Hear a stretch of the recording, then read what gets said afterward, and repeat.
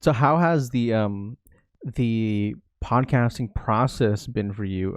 I know that, in the last few years, the amount of people um, who have started a podcast and who have gotten into the space has really increased. I mean, granted, the podcasting industry has expanded due to like smart home technology and voice activated technology. Do you enjoy the podcasting process? What was sort of the most difficult thing for you? Yeah. I know I really enjoy it. I starting with okay, so like I guess the most difficult thing would either be like just learning how to edit a podcast. Mm-hmm. And I do think that my background in TV helped with that. I've never had to edit a cartoon, but I've often been in editing suites watching them do their things. Mm-hmm. Um, and just like using the software, and it's so hard to cut it down. Like most people apparently only listen to like 22 minutes of a podcast. Mm-hmm.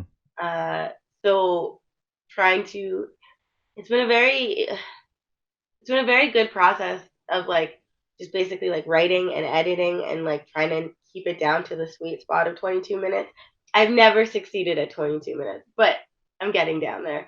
Um, and then the other hard thing that I would have to say, especially lately, Mm-hmm. would be like access to like spaces and equipment and stuff. Yeah. When I first started doing this podcast, I was living in an apartment on a quieter street, Mm-hmm. and it was like bigger, and I just had more space to like find a quiet room. But I don't know if you're uh, that familiar. Well, rent control in Toronto is pretty much as shitty as it is everywhere else. Like Toronto and BC, Vancouver, BC are probably like the worst in Canada. Like they're probably the equivalent of like New York and uh, San Francisco. How much is it on average to live around there for like maybe like a one bedroom? I saw on the news it was something like 2,300 a month. Yeah, and minimum wage is 14 something.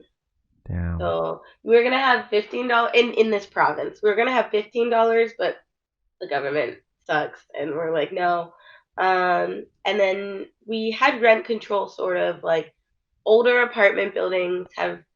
They used to have a 1.8% cap on how high you could raise it, Mm-hmm. but it's gone up to 2.2. And if you're in a newer building, there's no rent control. Oh, damn. Yeah. So a lot So of people being like pushed out and moving very, out. very much so. So like we got. Do you have the term renovicted in where you are? Renovicted. Okay, so in Ontario, I don't know how much of this is like specific to Ontario, Mm-hmm.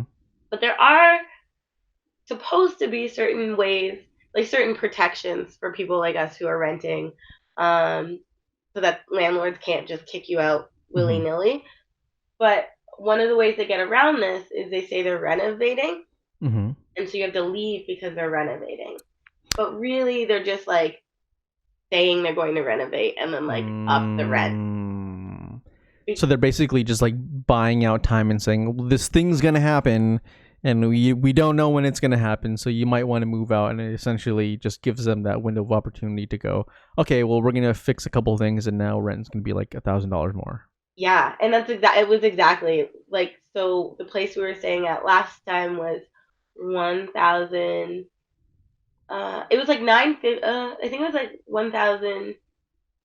1,900 because it was 950 for two people each. Like each person was paying 950. Mm-hmm. Um, and when I looked at it recently, because I saw that there was a listing, it was 2,700, Oh my and I was gosh. like, wow.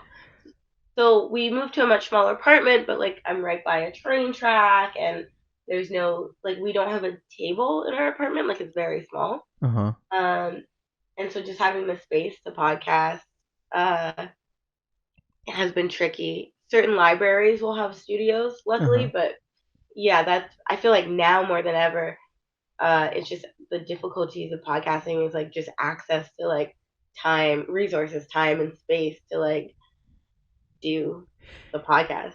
Yeah, and that's another thing that a lot of times uh folks forget about, the challenges of starting a podcast. Like, for everything from access to equipment, to having a space that's quiet. I mean, that's a luxury that sometimes we don't even realize is a luxury, which is being able to have access to a quiet space.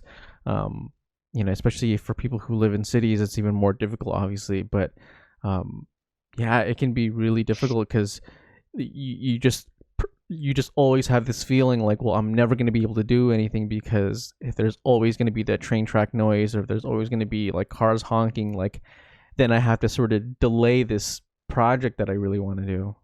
Yeah.